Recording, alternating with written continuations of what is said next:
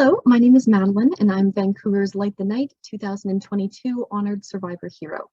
I'm also a PhD student at UBC pursuing graduate studies in medicine and working on a project which aims to describe, understand, and expand a group of immune system cells known as regulatory and natural killer cells, with the goal of hopefully eventually using these cells as a cellular therapy to treat complications of cancer treatment.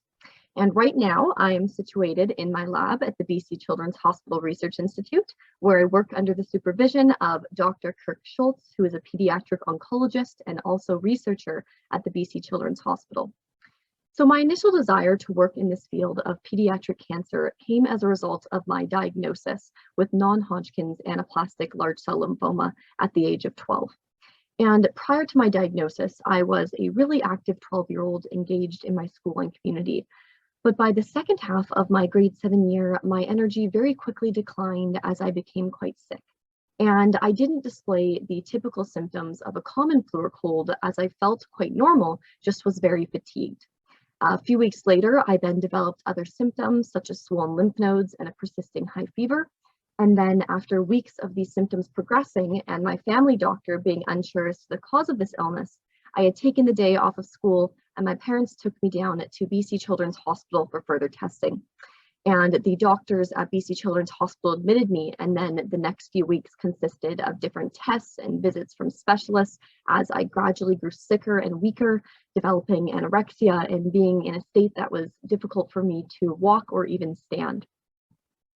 A few weeks later then, the oncologist had brought my parents and I into a family meeting room to inform us that I had stage 4 non-Hodgkin's lymphoma, a more rare type of childhood cancer.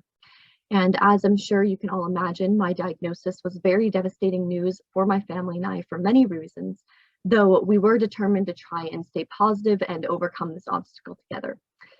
So then throughout my grade 8 year, I was treated with chemotherapy as an outpatient, but unfortunately within 1 month of finishing my chemotherapy treatments, the cancer had relapsed.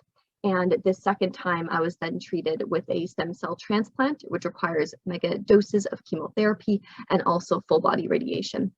And I received this treatment and recovered in an isolation room for multiple months. And the side effects were quite severe, and the isolation for my friends and family was also emotionally taxing. But fortunately, I did eventually recover from this transplant as my immune system regenerated, and ultimately this treatment was successful. And now, almost 10 years later, I've been in remission from my cancer. So as a result of these experiences, this has really instilled this great passion in me to make a difference and to use this chance at life that I have to try and change the future of children and adults alike who are affected by cancer.